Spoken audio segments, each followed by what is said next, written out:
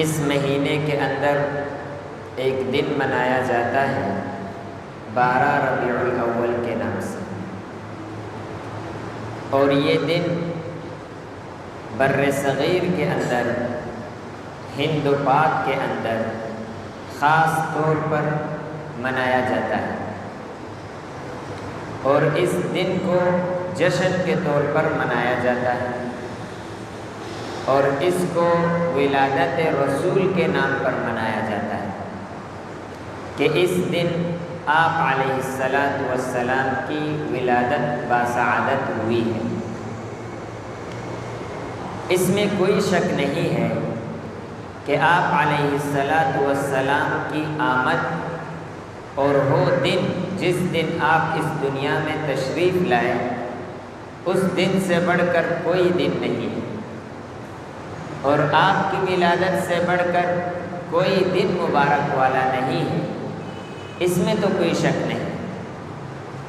لیکن اسلام نے کسی کے دن منانے کی اجازت نہیں دی، یہ طریقہ اسلام کا نہیں، کیونکہ رسول اللہ صلی اللہ علیہ وسلم کی بعثت کے بعد آپ کو جب نبوت ملی، آپ کو نبوت ملنے کے بعد 23 سال آپ اس دنیا میں رہے۔ نبوت ملنے کے بعد آپ علیہ السلام 23 سال تک اس دنیا میں رہے۔ اگر ولادت منانے کا کوئی دن ہوتا تو آپ علیہ السلام خود مناتے اور اپنے صحابہ کو بھی اس کا حکم دیتے۔ پھر آپ کے جانے کے بعد تقریباً کم و بیش 1.25 لاکھ صحابہ کرام اس دنیا میں رہے۔ انہوں نے اپنی زندگی کے اندر کبھی اس دن کو نہیں منایا، حالانکہ صحابہ کرام رضی اللہ تعالی عنہم اجمعین سے بڑھ کر کوئی بھی عاشق رسول نہیں۔ دراصل یہ طریقہ اسلام کا نہیں، یہ طریقہ مذہب اسلام کا نہیں ہے، بلکہ یہ عیسائیوں کا طریقہ ہے۔ جیسے عیسائی لوگ 25 دسمبر کو کرسمس ڈے بناتے ہیں عیسیٰ علیہ السلام کی ولادت کے نام پر، اس کی ابتدا دراصل اچھے طریقے سے ہوئی۔ جیسے آج کل منانے والے یہ کہتے ہیں ہم کوئی گناہ کا کام تو نہیں کرتے، اس میں سیرت طیبہ بیان ہوتا ہے، وعظ و نصیحت ہوتی ہے، تلاوت قرآن ہوتا ہے، نظم ہوتا ہے، یہ کوئی برا کام تو نہیں ہے۔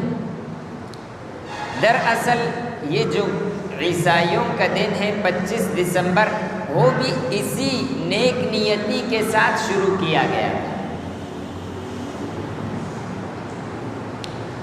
کچھ لوگوں نے کچھ عیسائیوں نے مل کر انہوں نے یہ کہا کہ ہم عیسیٰ علیہ السلام کی ولادت کے دن، جس دن آپ پیدا ہوئے، اس دن ہم لوگوں کو جمع کریں گے اور عیسیٰ علیہ السلام کی جو تعلیمات ہیں وہ لوگوں کو سکھائیں گے، تاکہ لوگ ان تعلیمات کو سن کر سیکھ کر اپنی زندگیوں میں لائیں، اور اس طرح دین عیسوی لوگوں کے ذہنوں سے نہ نکلے۔ انہوں نے اس جذبے سے اس دن کو منایا۔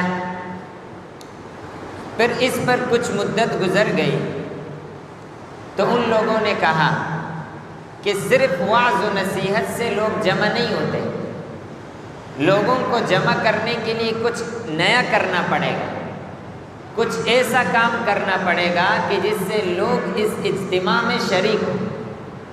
تو پھر انہوں نے اس کے اندر گانے شروع کر لیے۔ اس دن انہوں نے گانے شروع کیے لوگوں کو اپنے پاس جمع کرنے کے لیے، چونکہ لوگوں کے خواہشات ان چیزوں کی طرف جلدی مائل ہوتی۔ پھر کچھ دن گزرنے کے بعد انہوں نے ان گانوں کے ساتھ ناچ بھی شروع کر دیا۔ پھر کچھ ایام گزرے تو انہوں نے اس میں مزید لانے کے لیے اس دن شراب نوشی بھی شروع کی۔ تو اب دیکھا جائے تو ابتدا صحیح نیت سے ہوا تھا، لیکن اس کی انتہا کہاں پہنچی؟ آج 25 دسمبر کو جتنی شراب پی جاتی ہے اتنی شراب پورے سال میں نہیں پیا جاتا، اور جتنی عورتوں کی عزت اس دن خراب ہوتی ہے اس دن پورے سال میں اتنی خراب نہیں۔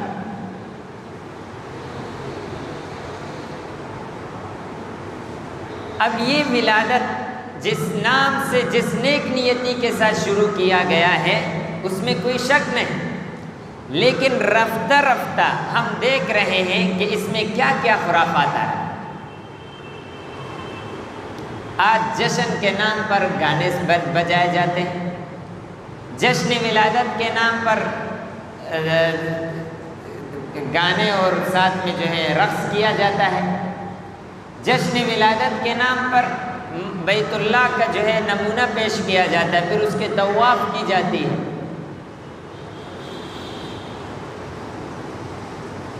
جشن ولادت کے نام پر لوگوں کو تکلیف دیا جاتا ہے، رستے بند کیے جاتے ہیں، بے جا مال کو اسراف کیا جاتا ہے۔ تو اب ایک کام شروع تو اچھی نیت سے ہے، لیکن اس کی انتہا کہاں پہنچی؟ فرض نماز شروع ہوگا اور سیرت کا جلسہ چل رہا ہے، جشن کی چل رہا ہے، اب فرض نہیں پڑھیں گے، پورے دن کے فرائض ساتھ سے چلے جائیں گے۔ یہ تعلیمات اسلام کی تعلیمات نہیں ہے۔ اسلام کسی کا دن نہیں مناتا، اسلام ہمیں اسلام پر عمل کرنا سکھاتا ہے۔